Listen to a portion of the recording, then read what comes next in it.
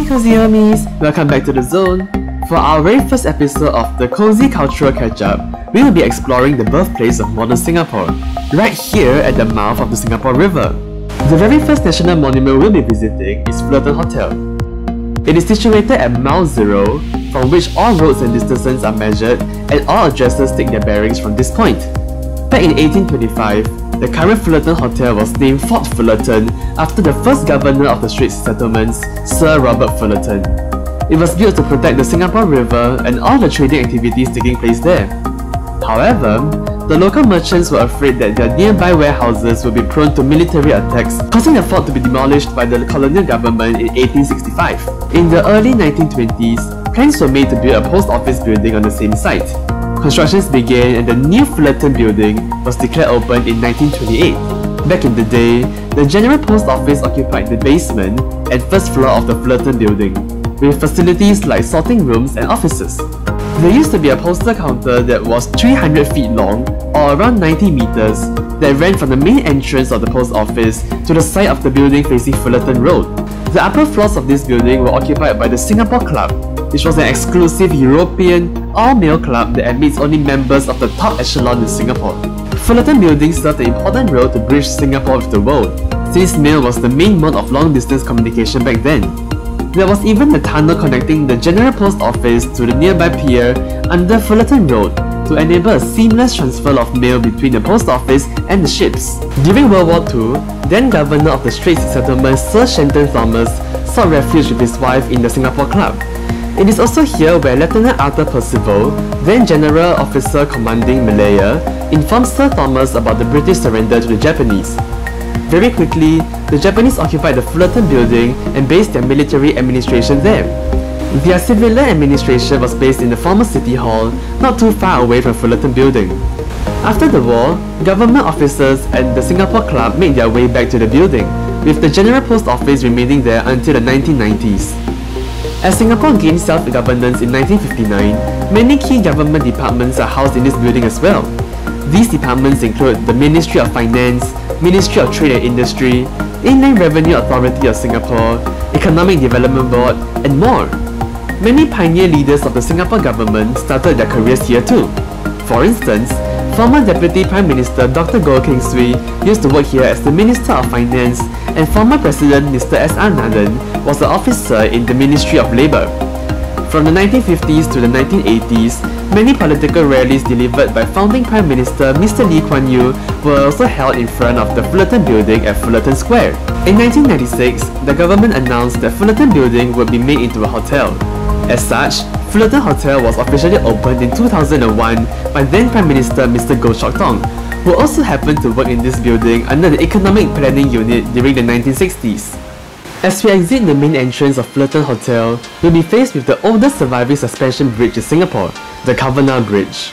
It links the commercial side of the Singapore River bank to the government side. We will find out more about these government buildings after we cross this bridge. Before Kavanagh Bridge is being built, there is a ferry that brings people across the river, as well as a footbridge that requires a small fee to cross. This bridge was built in 1869 by Indian convicts who have also designed other historical landmarks in Singapore like the Istana and St. Andrew's Cathedral. Immediately after the bridge was placed on the river, Indian soldiers employed by the British were tasked to march up and down the bridge to test its stability. A defining feature of this bridge would definitely be this pretty startling warning sign placed at both ends of the bridge. It prohibits anything weighing above 3 CWT or around 152 kg to cross the bridge. This would mean that only pedestrians could use this bridge, since most vehicles and grown cattle would have exceeded this weight limit. Moving on, we will find ourselves right in front of the Asian Civilizations Museum, the former Empress Place building. This building was built in 1864, once again by convict labour. This is because the engineer behind the design of this building happened to be the superintendent of convicts. After its completion in 1867, many government departments made their way to set up their offices here. Some of these departments include the Secretariat, the Treasury, Inspector General of Police, and more. Thus, the building is generally referred to as government offices, and its name Empress Place Building only came about in 1907 after a nearby pedestrian space named Empress Place. Empress Place Building continued its role as a government building even after Singapore's independence in 1965. housing various governmental bodies like the Citizenship Registry and the Immigration Department. The governmental departments eventually evacuated the building in the 1980s and it reopened in 1989 as a museum specializing in Asian culture. Right next to the former Empress Place building stands the Arts House, which is the former Parliament House. One cool fact about this building before we continue: it is possibly the oldest survivor building in the whole of Singapore. This building was built in 1826 as a private residence for a Scottish merchant named John A. Maxwell. However, due to some administrative oversight, the building could not be enjoyed as a private residence because it was built on a piece of land that Sir Stamford Raffles had set aside for public use. Thankfully, Maxwell was willing to lease his house to the British administration and the building was eventually acquired by the British East India Company. Maxwell's house was initially being used as a courtroom for the Supreme Court, and soon other governmental departments like the Land Office and officers of the Resident Councillor moved in to occupy the building. However, the loud noises from a nearby boatyard were deemed undesirable by the Supreme Court, and they eventually moved out to the newly built Supreme Court building in 1939. After World War II, Maxwell's house served as the Department for Social Welfare and was subsequently renovated to house the Legislative Assembly as Singapore gained partial internal self-governance in 1955. When Singapore gained full independence in 1965, Maxwell's house went on to become the Parliament House.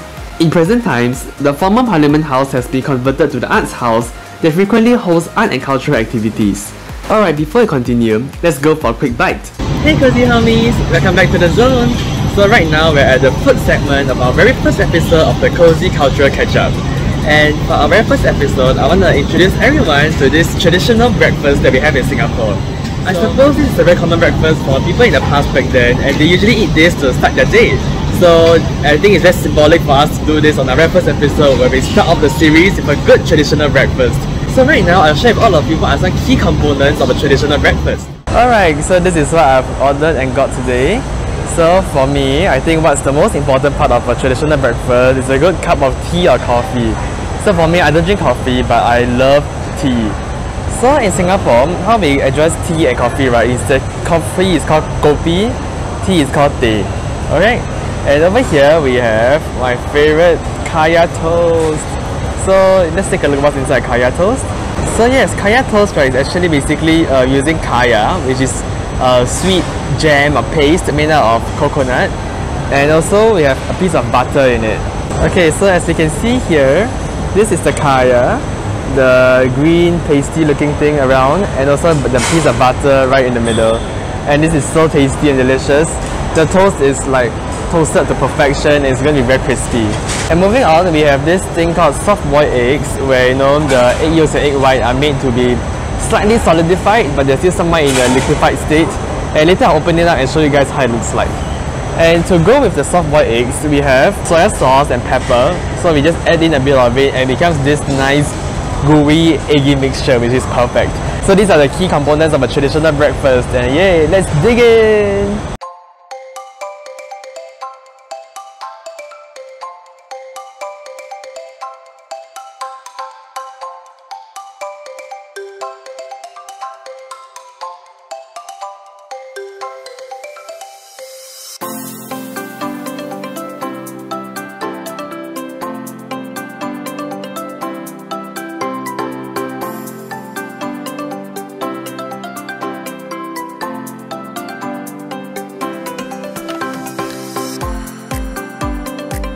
Now let's head back to Fullerton Hotel real quick.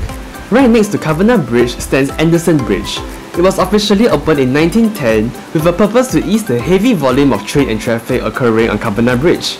This bridge is named after Sir John Anderson, another governor of the Straits Settlements. He played a quintessential role in shaping Singapore to become a world-leading shipping port. Sir Anderson fixed the Singapore currency against the gold standard to stabilize the currency and created public back lanes to help mitigate the issue of overcrowding and poor sanitation in the city. One interesting feature of this bridge is a piece of red granite stone placed at one end of the bridge. It is imported from Aswan, Egypt, and is inscribed with the names of those who have contributed to the construction of this bridge. As you cross Anderson Bridge, you will be greeted by one of the most beautiful landmarks in Singapore. This national monument comprises Victoria Theatre, Victoria Concert Hall, and the iconic Clock Tower. Let me share more about each building individually, starting with the Victoria Theatre.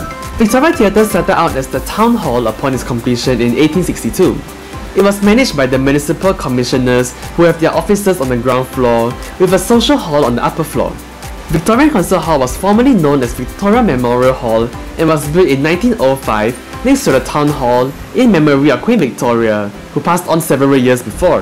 The 54-meter high clock tower connecting the Town Hall and Victoria Memorial Hall was also built in 1905, but the clock was only set in motion on 1st February 1907 by the Duchess of Connaught, Princess Louise Margaret of Prussia.